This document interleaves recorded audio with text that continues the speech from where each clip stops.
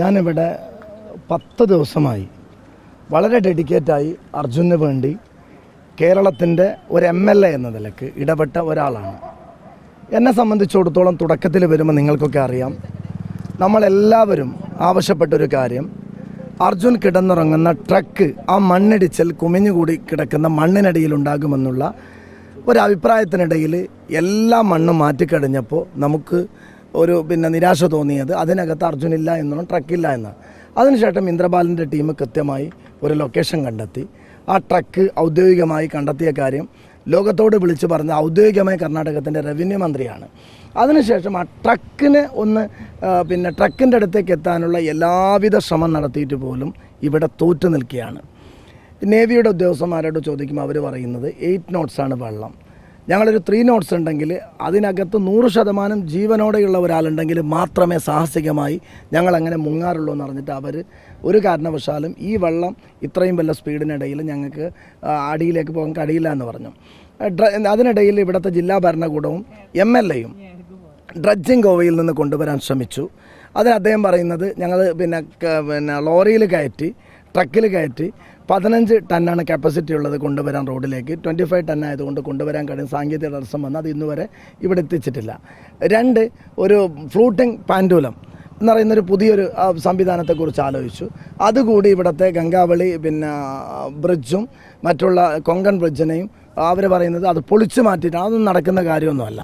എന്നെ സംബന്ധിച്ചിടത്തോളം 10 ഡേയ്സിൻ്റെ എക്സ്പീരിയൻസ് വെച്ച് നമ്മുടെ CM ഇന്നും കർണാടക CM-മായി ആശയവിനിമയം നടത്തുന്നുണ്ട്. നമ്മുടെ 2 മന്ത്രിമാർ വന്നു, റിയാസ് മിനിസ്റ്ററും ഫോറസ്റ്റ് മിനിസ്റ്ററും. അവരൊക്കെ ആദ്യം എത്തിയ പാട് ഇതിനെ ഏത് രീതിയിൽ ഞാൻ കൂടെയുണ്ട്. റിയാസ് മിനിസ്റ്റർ എല്ലാവരും ഇവിടുത്തെ MLAയുടെ ശ്രമത്തെ അഭിനന്ദിച്ചു. ജില്ലാ ഭരണകൂടത്തിൻ്റെ ഓരോ ശ്രമങ്ങളെയും അവർ കൃത്യമായി വിലയിരുത്തി. ഇപ്പം 2 MLAമാർ എൻ്റെ കൂടെയുള്ള വിജിനും പ്രിയപ്പെട്ട കാസർകോട്ടെ തൃക്കരിപ്പൂർ രാജഗോപാലും എൻ്റെ കൂടെയുണ്ട്. രാഘവേട്ടന് വളരെ സജീവമായിട്ടുണ്ടായിരുന്നു. ഓരോ മിനിറ്റ് വെച്ച് അദ്ദേഹം വിളിക്കുന്നുണ്ട്. പക്ഷേ നമ്മളെ സംബന്ധിച്ചിടത്തോളം 10 ദിവസത്തിലും ഒരു റിസൾട്ട് ട്രക്ക് കണ്ടു എന്ന് അനൗൺസ് ചെയ്തതല്ലാതെ ആ ട്രക്കിനകത്ത് അർജുൻ ഉണ്ടോ ഇല്ലയോ എന്ന് കൺഫേം വരുത്താൻ കഴിഞ്ഞിട്ടില്ല. ട്രക്കിലേക്ക് എത്താൻ കഴിഞ്ഞിട്ടില്ല. ഈ ഒരു ഘട്ടത്തിൽ ഞാൻ ഇന്ന് ബഹുമാന്യനായ ഫോറസ്റ്റ് മിനിസ്റ്ററുടെ സാന്നിധ്യത്തിൽ ജില്ലാ ബന്ധപ്പെട്ട ഉദ്യോഗസ്ഥന്മാരുമായി സംസാരിച്ച MLAമാർ പങ്കെടുത്ത യോഗത്തിൽ നേവിയുടെ തലപ്പത്തുള്ളത് മലയാളിയായ രാധാകൃഷ്ണൻ എന്ന് പറയുന്ന പാലക്കാട്ടുകാരനായ ഒരു ഉദ്യോഗസ്ഥനാണ്. അദ്ദേഹത്തോട് സംസാരിച്ചപ്പോൾ അദ്ദേഹം പറഞ്ഞത്, നമ്മുടെ മിനിസ്റ്റർ ചോദിച്ചു, നിങ്ങളുടെ നേവിയിലേക്കല്ല ഇന്ത്യയിലെ വേറെ ഏതെങ്കിലും ഒരു നേവിയിൽ ഈ പാറ മുകളിൽ നിൽക്കുന്നത് കൊണ്ട് മണ്ണ് മാറ്റി നമുക്ക് എടുക്കാനുള്ള വല്ല യന്ത്രമുണ്ടോ എന്ന് ചോദിച്ചപ്പോൾ അദ്ദേഹം പറഞ്ഞത്, സർ എൻ്റെ അനുഭവത്തിൽ ഇന്ത്യയിൽ ഒരു നേവിയിലും ഇല്ലാമെന്ന് അദ്ദേഹം പറഞ്ഞു.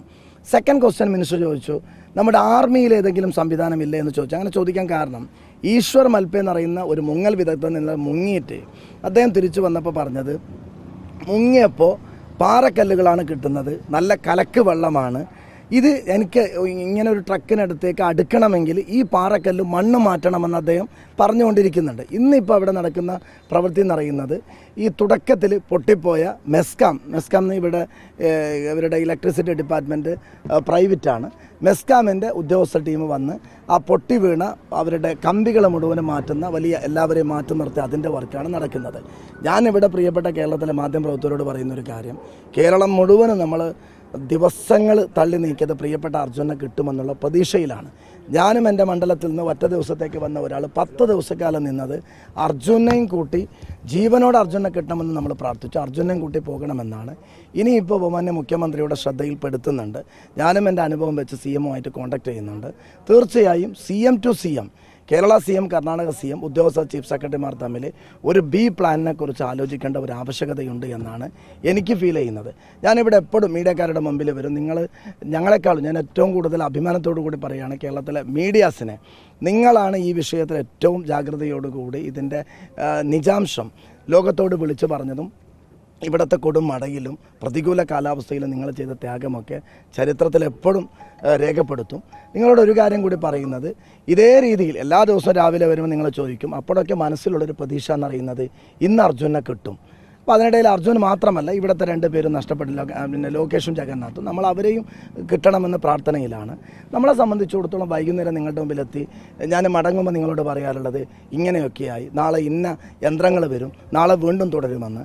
ഇപ്പം നമ്മൾ അവസാനമായി നിൽക്കുന്നത് നമ്മുടെ ഈശ്വർ മൽപ്പയുടെ ഒരു മുങ്ങലും കൂടി അവസാനിച്ചാൽ വാട്ട് ഈസ് ദ നെക്സ്റ്റ് എന്നുള്ള ചോദ്യം എൻ്റെ മുമ്പിൽ നിൽക്കുകയാണ്. ഞാൻ അതാണ് ഇന്ന് ഡാറ്റ വെച്ചുകൊണ്ട് ബഹുമാനനായ കേരള നിയമസഭാ സ്പീക്കർ സംഷീർ, അതോടൊപ്പം ബഹുമാനനായ വി ഡി സതീശൻ പ്രതിപക്ഷ നേതാവ്, അവരൊക്കെ നിരന്തരമായി വിളിക്കുന്ന ആളുകളാണ്. കൃത്യമായി എൻ്റെ ഡാറ്റ ഞാനിന്ന് കൊടുക്കുന്നുണ്ട്. ആ രീതിയിലുള്ള ഒരു ശ്രമം ബഹുമാനനായ ഫോറസ്റ്റ് മിനിസ്റ്ററും റിയാസ് മിനിസ്റ്ററും കൃത്യമായി അവലോകനം നടത്തിയ ആളുകളാണ്.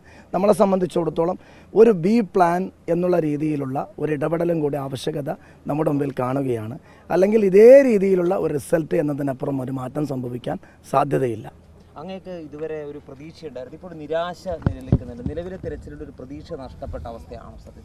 അങ്ങനെ പറയാനുള്ളൊരു കാരണം ഇവിടെ ഏറ്റവും ഞാൻ പിന്നെ ഓരോ മലയാളികളും പിന്നെ നന്ദി പറയേണ്ട ഒരു വ്യക്തിത്വം എന്ന് പറയുന്നത് സതീഷ് ശൈൽ MLA ആണ്. നമ്മളെ മീഡിയാസിനോട് അദ്ദേഹം പറഞ്ഞു, അദ്ദേഹം വളരെ ഡെഡിക്കേറ്റായി സഭയിൽ പോലും പോകാണ്ട് നിന്ന ഒരാളാണ്. അന്ന് കർണാടക മുഖ്യമന്ത്രി വരുമ്പോൾ ഞാനും MK രാഘവൻ MP-യും കർണാടക മുഖ്യമന്ത്രി വന്നപ്പോഴും നല്ല മഴ കനത്തു. നിങ്ങളൊക്കെ കണ്ടതാണ്, മുഖ്യമന്ത്രിക്ക് ഒന്ന് നേരെ കാണാനും ഒന്ന് എക്സ്പ്ലെയിൻ ചെയ്യാനും പോലും പറ്റാത്ത സാഹചര്യം വന്നപ്പോൾ രാഘവേട്ടനും ഞാനും നിങ്ങളോട് ഞങ്ങൾക്ക് അർജുനെക്കുറിച്ച് കുറച്ച് കാര്യം സംസാരിക്കാനുണ്ടെന്ന് പറഞ്ഞപ്പോൾ അദ്ദേഹം ഗസ്റ്റ് ഹൗസിൽ വരാൻ പറഞ്ഞു. ഞങ്ങൾക്ക് അവസരം തന്നു. ഒരു 10-15 മിനിറ്റ് ഞങ്ങളത് ഔദ്യോഗികമായി അദ്ദേഹത്തോട് എല്ലാ കാര്യങ്ങളും പറഞ്ഞതാണ്. ഞാനിത് ഒരു പ്രത്യേകിച്ച് പറയാൻ കാരണം നമ്മൾ ഈ തെരച്ചിൽ എന്ന് ഞാൻ ഇന്ന് DC-യുമായി സംസാരിച്ചു. ഞാൻ തിരിച്ചു വരുമ്പോൾ DC-യോട് ചോദിച്ചു, ഇപ്പോൾ ഈശ്വർ മൽപ്പയുടെ മുങ്ങൽ കഴിഞ്ഞതിന് ശേഷം നേവിക്കാരുമായി ചോദിച്ചപ്പോൾ അവർ പറയുന്നത് ഈ വള്ളത്തിൻ്റെ ഒഴുക്ക് കുറയാതെ ഞങ്ങൾക്ക് മുങ്ങാൻ കഴിയില്ല എന്നവർ പറയുന്നുണ്ട്. അപ്പോൾ എൻ്റെ സെക്കൻഡ് ക്വസ്റ്റ്യൻ ഞാൻ DC-യോട് ചോദിച്ചു, ഇനി എന്ത് എന്ന് ചോദിക്കുമ്പോൾ നമുക്ക് അവർക്കൊരു കൃത്യമായി ഒരു മറുപടി തരാൻ കഴിയുന്നില്ല. നമ്മളെ സംബന്ധിച്ചിടത്തോളം ട്രക്ക് കണ്ടുപിടിച്ചതിന് ശേഷം ഈ നേവി ഒന്നെങ്കിൽ ആ ട്രക്കിനടുത്തേക്ക് എത്തും, അതല്ലെങ്കിൽ ഏതെങ്കിലും രീതിയിൽ ഏതെങ്കിലും സംവിധാനത്തിലെത്തും. ഇപ്പോൾ ഡ്രഡ്ജിങ് മിഷൻ നമുക്ക് കൊണ്ടുവരാൻ കഴിഞ്ഞിട്ടില്ല, പാൻഡുലം മിഷൻ കൊണ്ടുവരാൻ കഴിഞ്ഞിട്ടില്ല.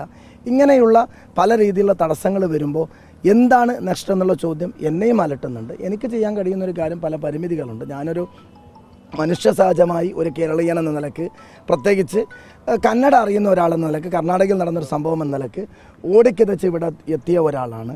10 ദിവസത്തെ എൻ്റെ ഈ എക്സ്പീരിയൻസ് വെച്ച് പറയുന്നത് ബഹുമാന്യനായ മുഖ്യമന്ത്രിയോട് ഞാൻ ഷെയർ ചെയ്യുന്നുണ്ട്. ആ രീതിയിലൊരു ഇടപെടൽ നടത്തിയാൽ മാത്രമേ ഈ ഒരു പിന്നെ തെരച്ചിലിന് വേറെ ഏതെങ്കിലും രീതിയിലൊന്ന് ആലോചിക്കാൻ കഴിയുകയുള്ളൂ. നിർബന്ധമായും ആ ഒരു ആലോചന നിർബന്ധമാണ്. അല്ലെങ്കിൽ ഇതേ രീതിയിൽ ഇപ്പോൾ കേരളത്തിൽ നിന്ന് ഒരുപാട് കേരളത്തിൻ്റെ ഒരു പ്രത്യേകത, നമ്മൾ ഏത് ദുരന്തം വന്നപ്പോഴും നമ്മുടെ പ്രത്യേകത നമ്മുടെ ഒരു മാൻ പവർ, നമ്മൾ പെട്ടെന്ന് ഉണരും, നമ്മളെല്ലാവരും ഒന്നിച്ചു നിൽക്കും. ആർമിനേക്കാളും SDRF-നേക്കാളും ഏത് ടീമിനേക്കാളും മികച്ച രീതിയിൽ കേരളത്തിൻ്റെ ഓരോ അത്തരത്തിലുള്ള ദുരന്തമുഖത്ത് കേരളീയ ജനതയാണ് മികച്ച റിസൾട്ട് ഉണ്ടാക്കിയിട്ടുള്ളത്. ഇവിടെ അതിൻ്റെ അനുഭവ സമ്പത്തിൻ്റെ കുറവുണ്ട്. നമ്മളെ കേരളത്തിൽ നിരന്തരമായി വിളിക്കുന്ന ആളുകളെ ഇവരോട് ചോദിക്കുമ്പോൾ ഇവരതിന് പെർമിഷൻ അനുവദിക്കുന്നില്ല. അപ്പോൾ ഒരു പക്ഷേ CM to CM ബഹുമാന്യനായ നമ്മുടെ CM-ഉം ഇവിടുത്തെ CM-ഉം തമ്മിലുള്ള ചർച്ചയിൽ ആ രീതിയിൽ കേരളത്തിൽ നിന്ന് കുറേ ആളുകൾ, വിജയൻ ഇപ്പോൾ കുറേ വീഡിയോ അയച്ചു, എനിക്ക് അയച്ചു, സർ ഇത് ഞങ്ങൾ പിന്നെ ചാനലിൽ കാണുന്നുണ്ട് സർ, ഞങ്ങൾക്കത് എടുക്കാൻ പറ്റും സർ, ഞങ്ങൾക്കൊരു അവസരം തരണമെന്ന് ഒരുപാട് പിന്നെ മലയാളി രക്ഷാപ്രവർത്തകർ ചോദിക്കുന്നുണ്ട്. അവർ സാധാരണ ചോദ്യമല്ല, പല വീഡിയോ അയച്ച് അവരുടെ എക്സ്പീരിയൻസ് വെച്ച് ചോദിക്കുന്നുണ്ട്. അപ്പോൾ CM to CM ടോക്കിൽ ആ രീതിയിലുള്ള ഏതെങ്കിലും ചർച്ചയിലേക്ക് ഒരു നീങ്ങണം എന്നുള്ള റിക്വസ്റ്റാണ് ഈ 10 ദിവസത്തെ എക്സ്പീരിയൻസ് വെച്ച് എനിക്ക് പറയാനുള്ളത്.